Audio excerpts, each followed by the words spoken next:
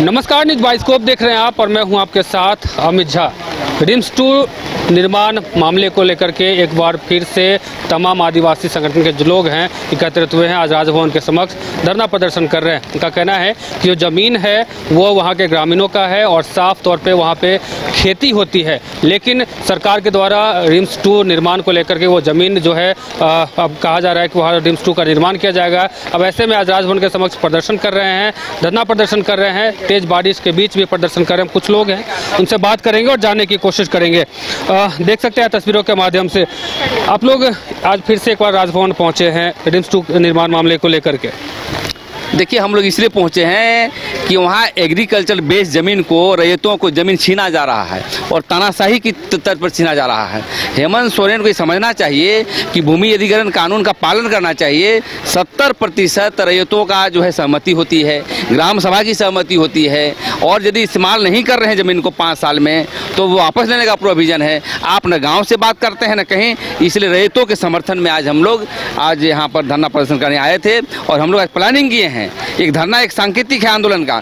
उसके बाद नगरी में जाकर के हम लोग रोपा रोपेंगे, वहाँ धानबारी करेंगे, सब करेंगे, लेकिन उस ज़मीन को जो है हम लोग छोड़ने का काम नहीं करेंगे। और हम कहना चाहते हैं यहाँ के मुख्यमंत्री को कि तानाशाह रवैया मत अपनाइए। आप भी आदिवासी हैं, आदिवासी का मुख्य है एग्रीकल्चर बेस, हाँ, और ज़मीन को लेकर के उनके पिताजी भी जो है काम किए थे, आंदोलन किए थे, लेकिन आज हेमंत सोरेन सिर्फ कॉर्पोरेट घरानों के लिए काम कर रहे हैं, अडानी के लिए, अंबानी के कर रहे हैं। तो हम लोग कतई बर्दाश्त करने वाले नहीं हैं। आने वाला समय में व्यापक आंदोलन वहाँ रूपरेखा हम लोग तय करेंगे। देखा जाए तो विकास का भी कार्य है वो हो रहा है, क्योंकि रिम्स 2 का निर्माण अगर वहाँ होता है तो लोगों को भी कुछ सुविधाएं मिलेगी। देखिए, विकास के काम के लिए किसी ने रोका नहीं है, और अभी तक जब से झारखंड बना या झारखंड बनने से पहले से यहाँ पर HEC के नाम पे लोगों को विस्थापित किया गया। क्या विकास के नाम पे लोगों ने जमीन नहीं दिया? 32 गांव उजड़ गए, सरना मचना हड़गड़ी भुयरी पहनई तक हमारा खत्म हो गया। हमारा जो पहन पूजा व्यवस्था था सारा चौपट हो गया। विकास के नाम पे हम लोगों ने तो वहाँ पर समझौता किया। विकास के नाम पे फ्लाईओवर बनाए जा रहे हैं, विकास के नाम पर हॉस्पिटल बनाए जा रहे हैं, विकास के नाम पर स्कूल कॉलेज बनाए जा रहे हैं। हमने कहाँ मना किया है? हर जगह तो विकास के नाम पे हमारा जमीन अधिग्रहण किया गया, लेकिन हमारा ये कहना है कि बंदूक की नोक पे आप विकास करना चाह रहे हैं, ये बहुत गलत है। आपको सबसे पहले आप वहाँ पर भूमि अधिग्रहण का प्रावधान जो 2013 का कानून के तहत जो आप भूमि अधिग्रहण करते हैं, तो सबसे पहले आपको ग्राम सभा करना चाहिए था, गाँव वालों की सहमति लेनी चाहिए थी, उसके बाद सामाजिक आकलन करना चाहिए था। सामाजिक आकलन का प्रावधान भूमि अधिग्रहण कानून 2013 में है। आप बताइए, जब लो कॉलेज बना उस समय भी नगरी वालों ने जमीन दिया, 1 रुपया मुआवजा नहीं मिला। रिंग रोड बना उसमें भी उन लोगों का जमीन गया, 1 रुपया मुआवजा नहीं मिला। और अभी के समय में बचा खुचा जो कृषि योग्य जमीन है उसको भी अधिग्रहण किया जा रहा है। यहाँ पर हम लोग जो ग्राम सभा में हम लोग जो जाकर बैठकों में हम लोगों ने उन लोगों की बातें सुनी, साफ पता चल रहा है कि सारे ग्रामवासी भूमिहीन हो जा रहे हैं। उनके पास 1 इंच जमीन नहीं बच रहा है, ना ही भूइहारी जमीन बच रहा है। और जो 227 एकड़ जमीन जो रिम्स 2 के लिए लिया जा रहा है, वो उसमें हमारा भूइहारी पहनाई व्यवस्था का जमीन भी जा रहा है। तो इसका आकलन करना चाहिए था सरकार को। और मैं कहना चाहूँगी कि आप अगर जमीन ले रहे हैं तो आप गैर मजरूआ जमीन में बनाइए ना। आप देखिए कि जो ये ट्रक का जो ये बना सुकरूटू में, क्या बना है सुकरूटू में जो गाड़ी वाला ट्रांसपोर्ट नगर है ना, ट्रांसपोर्ट नगर बसाया गया। उसमें आप लोग देखिएगा गैर मजरूआ जमीन को लिया गया, पहाड़ काटकर बनाया गया। आप सेंट्रल यूनिवर्सिटी बनाए, पहाड़ के ऊपर बनाए, पहाड़ को काटकर। हमने कभी इसका विरोध नहीं किया। आप जाके देखिए सेम्बो जो नगरी प्रखंड का जो पहाड़ है, उस पहाड़ में भी आर्मी वालों के लिए कॉलोनी बसाई गई, हमने कभी उसका विरोध नहीं किया। तो मेरा कहना है कि अब गैर मजरूआ जमीन खोजिए ना, जो बंजर है। आप कृषि योग्य भूमि पर ही नज़र गड़ा कर क्यों बैठे हैं? क्योंकि वहाँ पर रिंग रोड बना हुआ है। अगर रिम्स 2 बनाना ही है तो ऐसी जगह पर बनाइए जहाँ लोगों को सच में अस्पताल की ज़रूरत है। गुमला के क्षेत्र में, लोहरदगा के क्षेत्र में, सिमडेगा के क्षेत्र में, जहाँ गरीब आदिवासी रांची यहाँ पर रेफर में नहीं आ सकते हैं, आते आते रास्ते पर ही मौत हो जाती है, कई तरह की दुर्घटनाएं हो जाती हैं, उनके पास गाड़ियाँ तक नहीं होती है, पैसे नहीं होते हैं। तो वैसे जगह पर आप बनाए। यहाँ तो सैकड़ों, रांची में सैकड़ों हॉस्पिटल हैं, सरकारी गैर सरकारी, लेकिन यहाँ पर हॉस्पिटल की आवश्यकता है ही नहीं। जहाँ आवश्यकता है वहाँ पर बनाइए। और इसी संदर्भ पे इसका विरोध किया जा रहा है। आज वो नगरी वासी अभी खेती कर रहे होते, अभी बारिश हो रही है, खेती कर रहे होते, जोत कोड़ कर रहे होते, बीड़ा कर रहे होते, लेकिन वो लोग अपना जमीन बचाने के लिए संघर्ष कर रहे हो भी राजभवन के समक्ष। तो इससे बड़ा दुर्भाग्य झारखंड में क्या हो सकता है? और ये अबुआ सरकार कैसा अबुआ सरकार है जो आदिवासियों की ही अस्मिता को खत्म करने पर लगी हुई है। लोगों का कहना है कि अभी के समय में जो मानसून का दस्तक है और ऐसे में जो किसान हैं वो खेती कर रहे होते, लेकिन अब उन्हें राजभवन के समक्ष संघर्ष करना पड़ रहा है। साफ तौर पे कहना है कि उपजाऊ ज़मीन है, उपजाऊ ज़मीन पे रिम्स 2 बना करके कहीं ना कहीं वहाँ के जो ग्रामीण हैं, वहाँ के जो खेती करने वाले किसान हैं, उनको परेशान किया जा रहा है। और भी लोग हैं, बात करेंगे उनसे। आज धरना प्रदर्शन कर रहे हैं, लगातार आप लोग जो है सड़क पर उतर के प्रदर्शन कर रहे हैं, कभी सरना स्थल बचाव को लेकर के, तो कभी कोई अन्य मुद्दा को लेकर के। आज आप लोग यहाँ पहुँचे हैं, आंदोलन करने जैसा परिस्थिति ही हमारा सरकार खड़ा कर दिया है। हम लोग सरना स्थल के लड़ रहे थे, जो हमारा धार्मिक स्थल है। अब हम को मतलब ऐसा क्या बोले, हम आदिवासी हर जगह पे विकास के लिए ज़मीन दिए हैं, कब नहीं दिए हैं? आपका बिरसा एग्रीकल्चर, वहाँ भी एकड़ों ज़मीन है, HSC वो भी एकड़ों है। उसके अलावा आपका अभी बेड़ों में देखिए सरना स्थल वो भी लूटा जा रहा है। मेरा सिरमटोली में भी बंदूक के नोक पे काम कर दिया। उसके बाद आप देखिएगा नगड़ी में, टिकरा में एकलव्य के नाम पे बहुत जगह पे स्कूल बना, लेकिन जबरन उस जमीन को भी लिया जा रहा है, बिना ग्राम सभा, बिना गांव का, बिना सहमति के। मतलब हम अगर कोई थोड़ा सा आंदोलन कर देते हैं तो हम लॉ एंड ऑर्डर के खिलाफ चले जाते हैं, और जब उनका काम होता है जब फोर्स लगा के, तो वो मतलब उनको कानून के दायरे में कहा जा सकता है क्या? तो इस तरह से हमारे साथ हमेशा काम हो रहा है। आप देखिएगा कुदलोंग में टोटल 60 एकड़ जमीन लिया गया है, एक रिंग रोड के नाम से और एक अभी आपका रेलवे के नाम से। तो जमीन तो हम दे रहे हैं, लेकिन मेरा विकास कहाँ हो रहा है? हम आदिवासी का विकास कहाँ हो रहा है? हम विकास विरोधी नहीं है। आप जो रिम्स 2 का बात कर रहे हैं, पहला रिम्स का हाल देखिए ना, उस पे इलाज के लिए बाहर से भी लोग आते हैं, सीट नहीं है। कई जगह पे बिल्डिंग धंस रहा है, उसका कोई व्यवस्था नहीं है। लेकिन इस तरह का आप कोई ऐसा जगह में करिए जहाँ पे वाकई में काम लगे कि मतलब हित का हो, विकास का हो। लेकिन जो खेत से मेरा अन्न धन पानी जो गांव पूरा चल रहा है, उसका जीविका ही वही है, आप उसको बेघर कर रहे हैं, वहाँ का रसीद काटना बंद कर दिए हैं। तो मतलब आप उसको कागजी तरह से हटा रहे हैं, पहला। और दूसरा, फोर्स लगा के जो दहशत फैलाए हैं, वो ऐसा मतलब दहशत का माहौल है। आप जाइएगा, बैरिकेडिंग इधर भी लगा हुआ है और गांव के उधर भी लगा हुआ है। मतलब ऐसा दहशत की हम तो ऐसा नीति का बिल्कुल विरोध करते हैं कि आप गांव वालों का या आदिवासियों को मतलब आदमी का गिनती में गिन ही नहीं रहे हैं, जिस तरह से आपका रवैया है।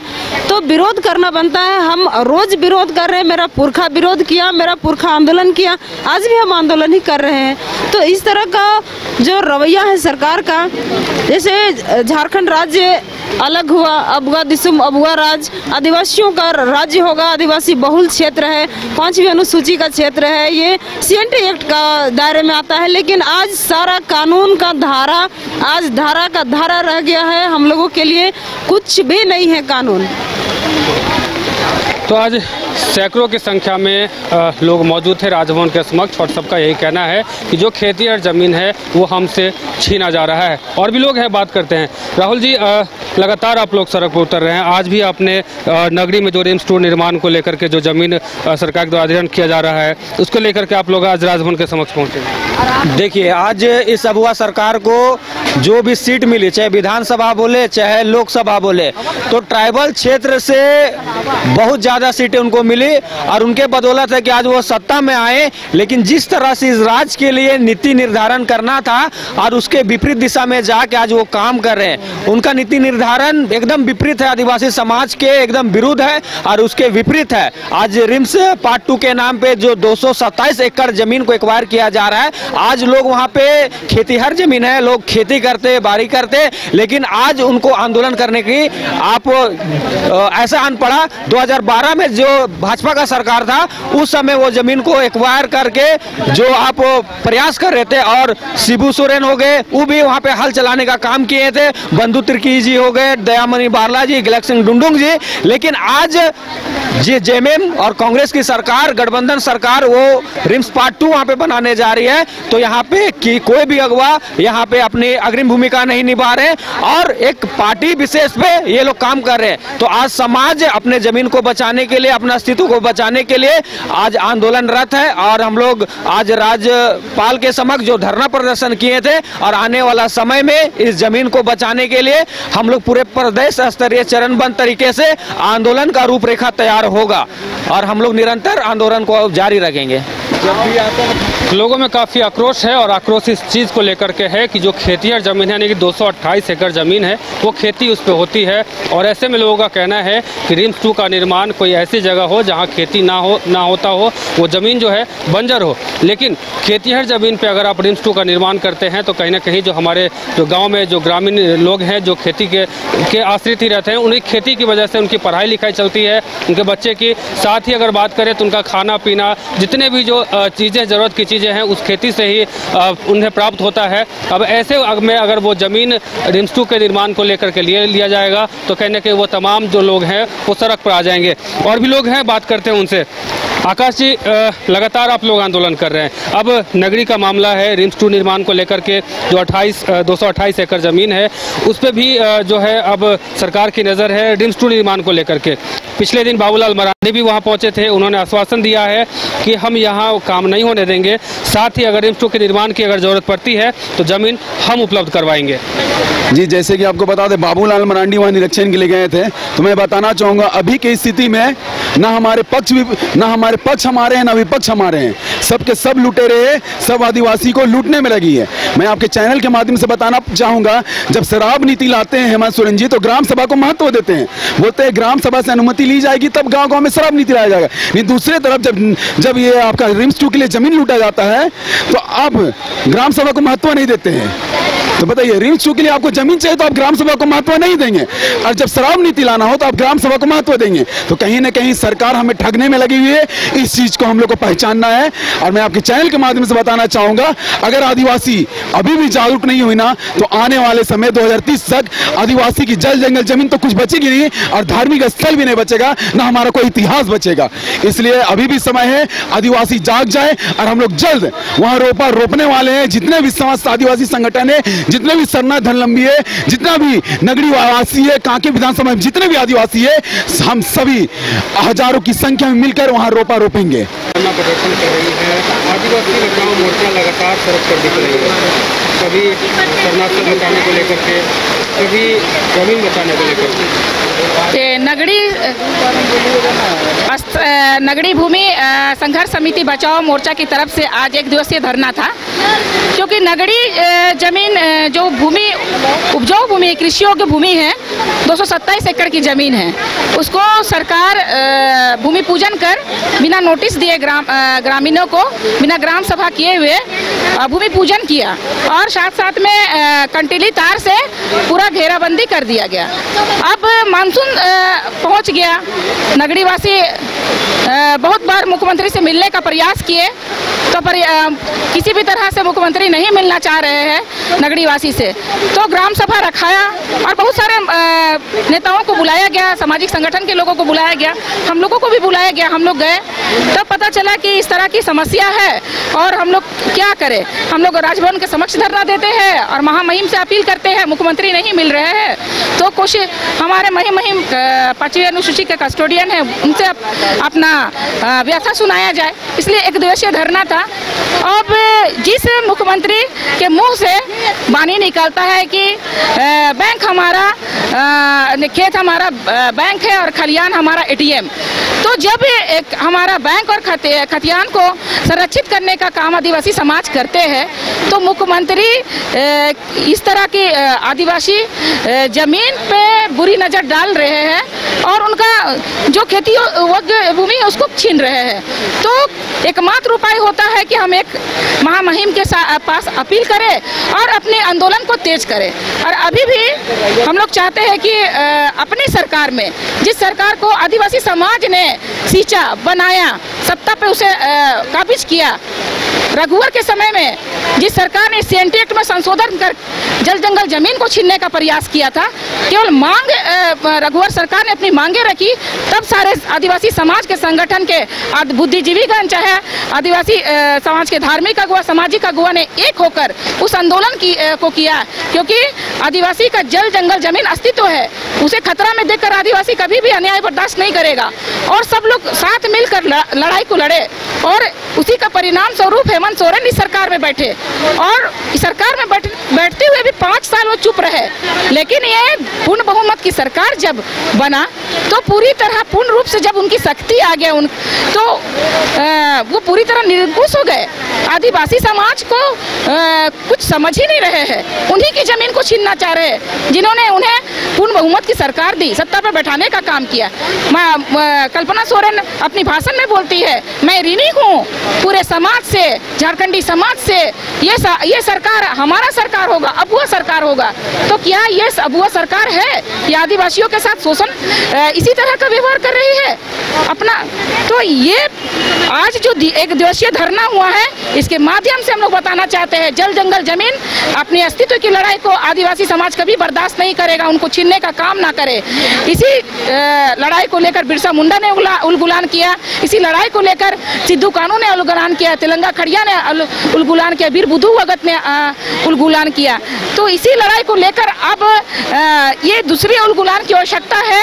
हेमंत के निरंकुश शासन में हम लोगों को संगठित होकर एक होना है, क्योंकि जब सीएनटी एक्ट की लड़ाई लड़े थे तो बंधु